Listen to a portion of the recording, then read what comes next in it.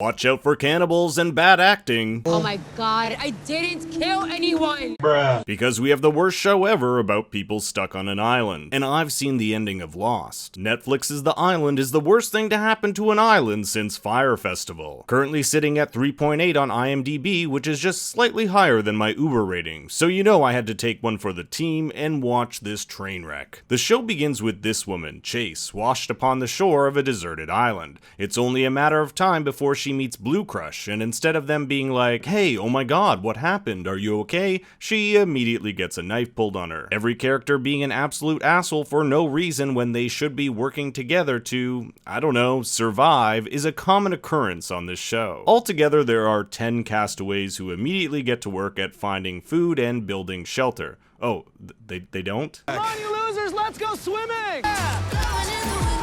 Or you could be like Taylor over here and decide to tan. At least when Shannon did it on Lost, she thought a rescue team would be hours away. Here, these guys have no idea where they are, how they got there, and their first priority is to have some fun. It's insane. I should also mention that this show throws in completely useless red herrings under the guise that it may be integral to the plot later on. Like this book Taylor digs up on the beach, Jules Verne's The Mysterious Island. You'd think that would come into play later on, but nope, it's useless. No idea why it's there. So Chase and this guy Brody decide to actually be smart and look for water, and they stumble across this waterfall. And let me just tell you guys, this scene is a masterclass of perfection. First of all, Brody suggests that the two of them don't tell the others about the water. Maybe we shouldn't tell the others about this. Secondly, you think the others won't be able to find this huge-ass waterfall that clearly is just a few minutes from the beach? Now listen to this. But at least now we have some fresh water. Yeah, and food. I'm sorry, but you can't just get rid of the food problem by pointing into the jungle and saying, yeah, and food. Is there some magical food factory you didn't show us? The problem of food is one of the most important things to figure out when stranded on an island, and the writers here just blow it off with a throwaway line. We'll get to this a bit later with the origins of the mysterious bananas. And for no reason, Brody tries to, hold on guys, I can't use the R word. My last video which used it got demonetized. I'm not bitter about it. Anyway, let's just say Brody tries to violate Chase. I was just playing around. Are you fucking kidding me? Because, you know, the first thing you want to do when you're stranded on an island is to violate someone. So back on the beach, these idiots are swimming instead of making a shelter or being in any way productive when they're attacked by sharks, because, of course. Oh shit! So one of the castaways, Donovan, is eaten and they all just kind of go back with their lives. Brody tries to justify his actions. I wasn't trying to You weren't? Really? I mean, there's no such thing like that in a place like this. What the And he returns to the beach with some items by himself, and Blue Crush is like, Where'd you get all that stuff? That bitch find it? You know, Chase isn't a bitch. you just tried violating her 2 seconds ago. Now you're white knighting? Oh, and remember how he was like, let's not tell the others about the water? This is him now. I think it's better if we work together as a team. Okay.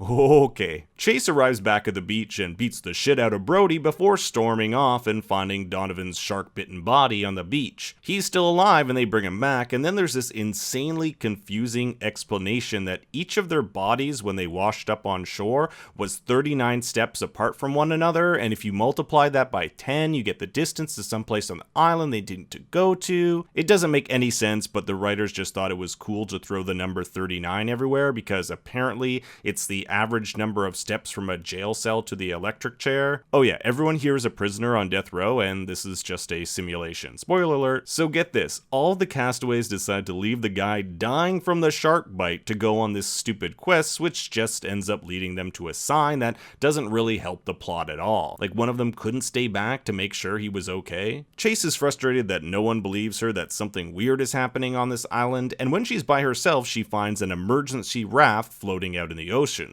So she goes to retrieve it and, uh-oh, cuts her foot. So this idiot, knowing a dude was just bitten by a shark a few hours ago, decides to swim after the raft with this open bleeding wound. Are we that stupid? On the island, Blue Crush decides to hook up with Brody, the guy she was just warned sexual assaults people. Cause, okay. And how the fuck did this girl get a banana? Like, look at that thing, it's perfect. Should be in some Del Monte commercial. Chase tries to open one of the locked boxes from the raft, and God knows how she figured out the combination. Inside is a gun, and ooh, they will never find it hidden under this palm branch. More bananas. And this girl is making cute hats. Is that a hat? Yeah. You like it? Yeah, that's great. Avocado! Thanks! Brody is found murdered on the beach, and guess who gets the blame? She's knocked unconscious and wakes up in a futuristic prison facility in Texas, where we find out that she's part of a simulation to see if death row inmates can be rehabilitated. We meet this absolute caricature of a prison warden who is so over the top it's hard to take him seriously. Don't get up. I'll show myself out. Thank you. Thank you. Bitches. Chase is returned to be put back in the simulation. She's able to escape, beat the crap out of several guards, and the warden isn't even reprimanded for this. So even though she's violent and later tries to throw a chair at the jury responsible for seeing if she's a good candidate to be rehabilitated, they let her back in the program anyway. She's taken into a truck to be sent back, and the guard just randomly decides to attack her. By the way, in the previous scene, we've seen her take out 4 trained guards by herself, but here there's only one dude watching her, and she's not even restrained. What jail are these guys running? Obviously, she gets away, only to find herself in this pod room where her and the others are being held for the simulation, and she gets caught. Back on the island, the others explain that she was only gone for 10 minutes, but in the real world, she was gone for hours. This is kind of weird since later on we see shots of the guards live streaming what's going on there, but how can they do that if time is so distorted? The castaways are introduced to Bonnie and Clyde, yes, those are their real names, who are basically rogue US Marshals under the command of Warden Wells to stir shit up in the simulation. Honestly, I'm still not sure what the point of these characters were really, but they tell the castaways to find the village on the other end of the island, which in retrospect plays no significant role in the plot. Clyde kills one of the castaways, Hayden, who we see have a flashback of her killing this guy and crossing his name off a list. It's explained later on in a throwaway line that Hayden was on death row because she was a vigilante killer who killed men who abused women, and heavily implied that she was the one who killed Brody after he abused Blue Crush. Is it all making sense now?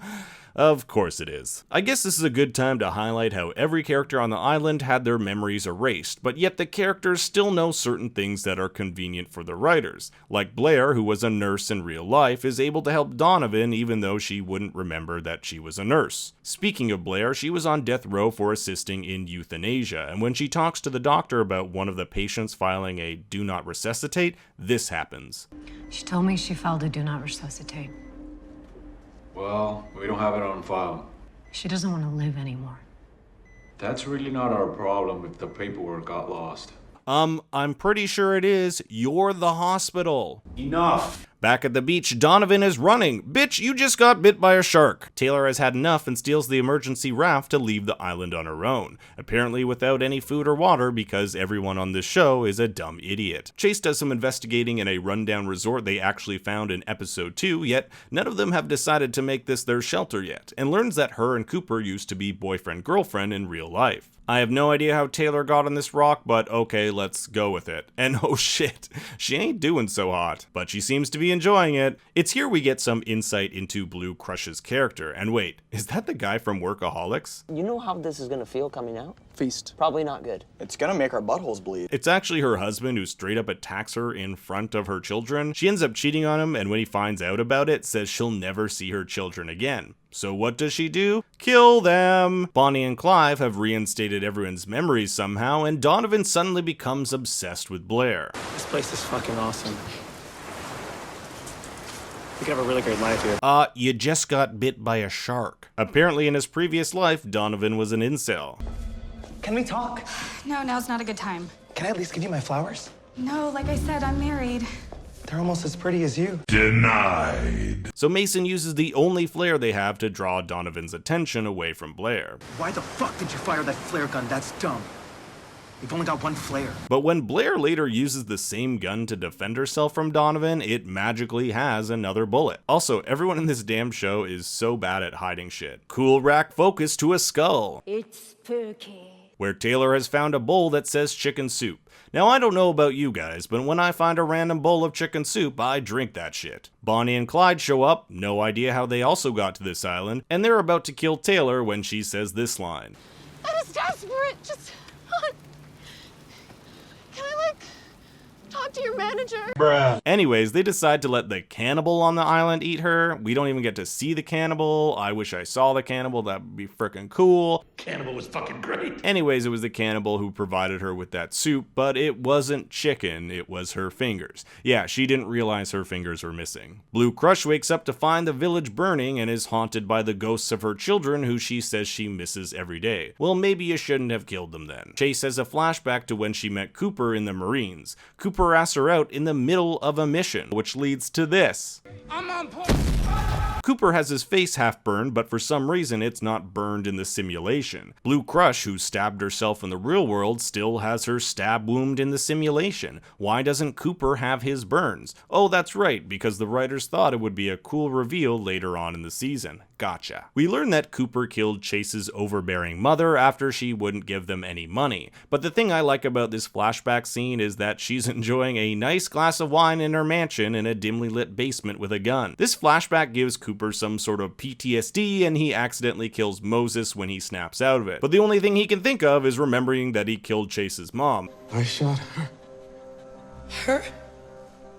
No.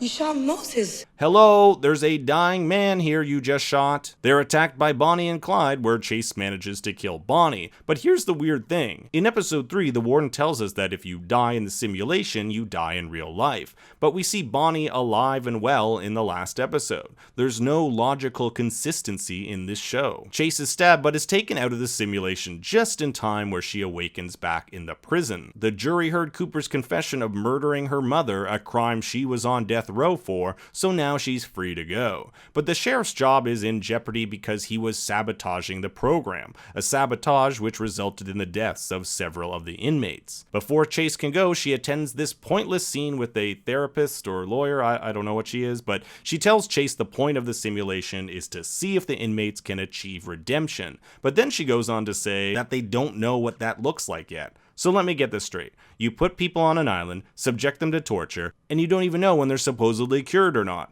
What could go wrong? The warden convinces the nurse to commit murder by lethally injecting Chase. I guess her job is more important than living with the guilt of killing someone. But the warden is so stupid he forgets his own prison has security cameras in it, and he's caught by Dr. Weiss, one of the jury members, and later sent to the island as punishment for his crimes. We find out that Chase is actually an old woman. God, this show. And for some reason, the inmates are put into the simulation looking like the age when they committed the crime. It's just the way we worked out the simulation. I guess that makes sense, cause who would watch a show about a bunch of grandmas on an island killing each other? Actually, that show sounds infinitely better than this one. One of the more hilarious aspects of the show is how the writers try to justify this program being funded by the US government. Apparently, in the future, global warming has gotten so bad that the water levels have risen, causing massive crime waves. So the government now has so many criminals it needs to redeem them. So many more people are criminals now since the water started taking the land that we have to have a way to redeem people. Here's a solution. How about not spending billions of dollars on a simulation for 10 death row inmates and put it towards, say, renewable energy, levees, really cool hats? Dr. Weiss says that Chase will have about an hour before she sees herself in her true form, and she's thrust out into the real world. We get this shot of the real world with flying cars and giant skyscrapers, yet all the technology, items, and clothing on the island look like they're from 2019. Let's also remind ourselves that the last episode has almost no action in it. It's basically scene after scene of people talking in chairs. The final episode should be the climax. It should be where all the buildup from the previous episodes come to a head, yet the island achieves none of that. It ends in the equivalent of a wet fart. With bad acting, dialogue, plot holes, and an entire cast of unlikable characters, The Island solidifies itself as the worst show on Netflix. It pisses me off to no end that shows like the OA get cancelled, yet trash like this gets funding. With new platforms like Disney Plus and Apple Plus dropping in the next few months, Netflix will no longer be the only game in town. So you better shape up, Netflix. I'd hate for my ex-girlfriend's account I'm still secretly using for free to be shut down due to shitty content. Also, bring back the OA. Thank you for watching, everyone. Make sure to give the video a like and subscribe with the bell on. I always have new content on the way. If you happen to see this travesty of a show, please comment below with your thoughts. You can also follow me on Twitter at ThinkStoryYT. And until next time, remember, Daddy loves you very much.